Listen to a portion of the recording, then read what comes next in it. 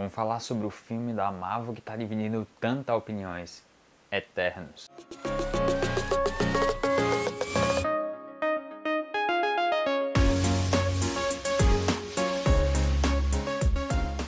Eternos é dirigido pela diretora Chloe Zhao, conhecida pelos dois filmes The Rider e Nomadland. The Rider é um filme sensacional, arrebatou todos os prêmios de cinema independente no cinema norte-americano. E Nomadland ela acabou ganhando o Oscar de melhor diretora, se não me engano. E me ressalta que eu acho que é a única diretora do universo Marvel que conseguiu conquistar um Oscar até agora. Então a expectativa sobre esse filme era gigantesca. A sinopse do filme é muito básica. Tem os Eternos, que são deuses que praticamente foram criados por um deus maior e foram enviados para a Terra para defender os humanos de criaturas chamadas deviantes. E então é algo que eu já posso falar, o visual não é nada magnífico, não é nada revolucionário, como foi, por exemplo, o Doutor Estranho no universo Marvel, que é um filme diferentão dos outros. É um filme muito comum na questão dos efeitos visuais, não no visual, tá? É diferente, os efeitos visuais não são nada chamativo, é o comum da Marvel, vamos dizer assim, e é bem feito, só que não é extraordinário. E quando a gente fala da direção da Chloe Zhao, a expectativa era gigantesca, uma diretora ganhadora do Oscar. Nossa, vai dirigir um filme da Marvel, é uma diretora que é conhecida por dirigir filmes com poucos personagens, poucos protagonistas. Então ela pegou um filme que desafia tudo o que ela já fez até agora, porque é um filme com vários personagens principais, com 10 personagens principais, né, pra ser direta assim. Então são muitos personagens, mas a Chloe Zhao mesmo assim conseguiu imprimir a marca dela. Algumas cenas, para quem já assistiu o filme dela, quando vê, você vai ver que é a Chloe Zhao. Você diz, nossa, tem um dedo da Chloe Zhao aí. E isso é muito interessante, porque ela ainda conseguiu manter toda a proposta dela mesmo em um filme sendo feito por uma empresa gigantesca. Agora falando do elenco, a gente vai perceber que toda a trama vai ser conduzida por um personagem que é interpretado pela Gemma Chan, que é a Ceci. Só que o destaque realmente vai para a personagem de Angelina Jolie, que é o personagem que a gente quer que apareça. Quando a Athena, que é a personagem da própria Jolie, aparece, nossa, dá um ânimo assim, a gente quer ver essa personagem a todo momento aparecendo em tela, porque os momentos que ela aparece e o que ela participa são realmente emocionantes. E é claro, a Angelina Jolie e a Chloe soube utilizar muito bem ela, porque querendo ou não, ela é a atriz mais experiente do elenco. E ela conseguiu utilizar todas as vezes que a Angelina Jolie aparece, ela realmente aparece para colocar e imprimir emoção na trama quando é necessário. Então a Angelina Jolie manda muito bem nesse filme, todo o elenco em geral manda muito bem. Eu só senti falta de dois personagens. Eu acho que a Chloe Zhao faz muito bem, que pra mim é o melhor filme de grupo da Marvel, porque ela consegue desenvolver todos os personagens muito bem, porém dois personagens não são desenvolvidos muito bem, que é a Duende e a Makkari, que mereciam mais tela. Eu não entendi quem é a Makkari, enfim, sabe? A gente não entende, não entende o propósito dela, não entende as opiniões dela sobre as coisas. Por exemplo, eu vou dar um exemplo do Druig. Ele aparece muito pouco em tela.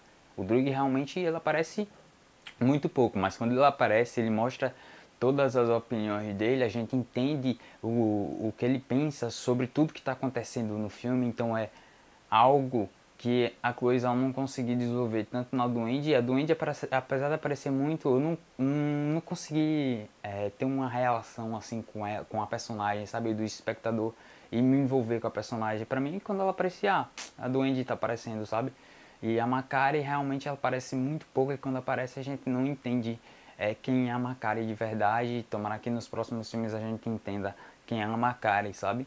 E os outros personagens são muito bem desenvolvidos. Então, gente, tem duas coisas que eu tenho que falar que eu esqueci de falar e eu lembrei na mesa da edição sobre os vilões, que é algo importante do filme, é que eles não têm uma evolução na trama, e isso é um grande erro para mim. Eles mereciam ter uma evolução na trama para a gente chegar no ato final e sentir que eles são a ameaça para os Eternos. E tem outros subvilões também na trama que também a gente não sente essa ameaça. Agora falando sobre a química dos personagens, e todo o elenco tem uma química incrível e é bom ficar de olho nessa química porque realmente é uma química entre todos os personagens muito bacana, muito bonita.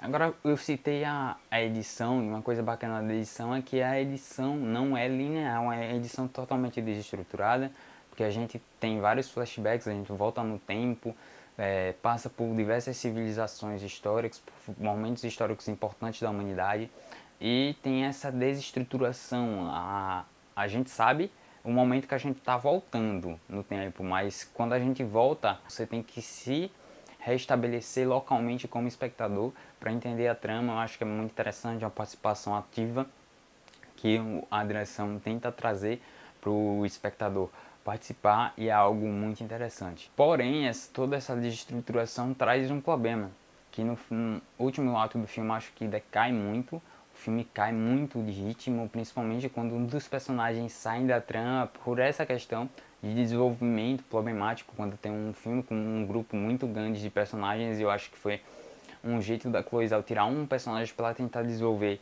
os outros, e quando esse personagem sai, dois personagens na verdade saem, a trama decai muito de ritmo.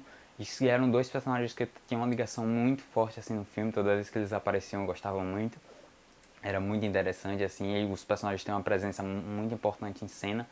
Quando eles saem realmente é problemático pro filme na questão de ritmo.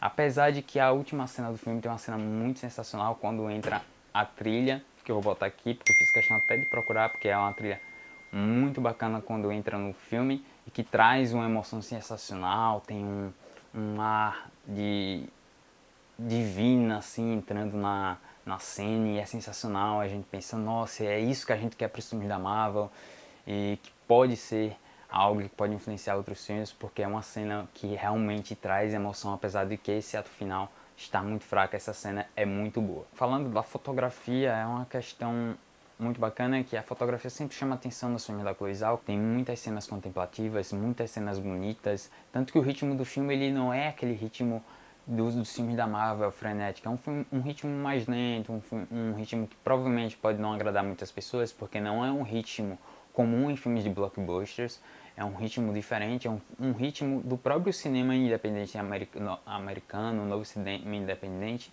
Então é um ritmo diferente, um ritmo mais lento, mas que essa fotografia também vai ajudar nisso, a própria trilha sonora também vai ajudar nisso. E a fotografia é muito bonita, como eu falei, é de contemplação, você contemplar todos esses cenários, toda essa construção de mundo que a Chloe Zhao está tentando trazer para os Eternos, para você se envolver com esses personagens. Afinal, quando a gente começa o filme, a gente se sente um pouco perdido para entender o que é cada personagem, mas ela consegue desenvolver. Por exemplo, a gente chega nos 40 minutos de filme, a gente já entende, por exemplo, o poder de cada Eterno. E eu acho que a Chloe Zhao faz isso muito bem. E apesar de eu falar, eu vou repetir porque eu acho que é necessário. Nem a narrativa em si sofre muito com a questão da superficialidade de alguns personagens que não foram bem desenvolvidos, e isso influencia na narrativa, e eu acho que é isso que pode ser que tenha feito algumas pessoas não gostarem do filme, mas é algo comum. É muito difícil você dirigir um filme com praticamente 10 protagonistas, apesar do personagem da Cersei ser a protagonista em si, e tentar dar destaque para todos, apesar de cada um tem uma cena assim que brilha. Agora, falando sobre as temáticas do filme, o filme fala muito sobre humanidade. Inclusive, a gente só tem contato realmente com os Eternos, a gente não tem essa relação Eternos-humanos, até porque a gente é humano. Voltando aqui de novo para dar uma pausa, tem um personagem sim humano que aparece no filme que é o Maroon. Eu acho que muitos videomakers e filmmakers vão se identificar com um personagem porque ele é o cara que tá com a câmera na mão o tempo inteiro, que era o que o humano faria quando estivesse ao lado dos Eternos, queria filmar tudo. Eu mesmo, como filmmaker e videomaker, eu ia fazer um filme, um doc, como o Maroon tá fazendo ali sobre os Eternos. E é um personagem muito interessante, muito engraçado, um alívio cômico muito bom pro filme. Ele não faz questão de mostrar os humanos, mostra muito pouco, e a gente vai entender essa relação dos Eternos com a humanidade, essa ligação, o que fez eles amarem os humanos, e essa relação é muito importante de desenvolvimento, o que cada um pensa sobre a humanidade, porque eles acompanharam a humanidade desde o início. Então, realmente, o que eles pensam sobre os humanos, o que fez eles vivenciarem amar os humanos ou odiar os humanos. E tem o Druig, como eu falei, ele tem um papel muito importante para o desenvolvimento desse tema em si e o próprio Fastos também. Então é muito interessante essa relação. Tem uma questão também envolvendo religiosidade, a própria ecologia e a tecnologia humana e como essa tecnologia pode trazer lados positivos e negativos. É um debate muito interessante que a Cloizal trouxe para o próprio filme. Agora, para finalizar, como eu falei, Eternos é um filme muito interessante. Ele traz essa questão de grupos. Provavelmente o filme com grupos, para mim, é o melhor da Marvel em questão de desenvolvimento de personagens. Para mim, top 10 fácil assim da Marvel, não diria que top 5 ainda, mas top 10 fácil da Marvel, o melhor filme depois de Vingadores Ultimato. É um filme importante, tem vários problemas de ritmo e de desenvolvimento de alguns personagens que, como eu citei, mas que vale a pena. Não é um filme fantástico, não é nada sensacional. O filme tem um visual muito lindo, realmente, a fotografia é muito bonita, tem o dedo da Cloizal realmente nisso, nessa fotografia, na questão das cenas de pôr do sol, de nascer do sol, e que são muito bonitas.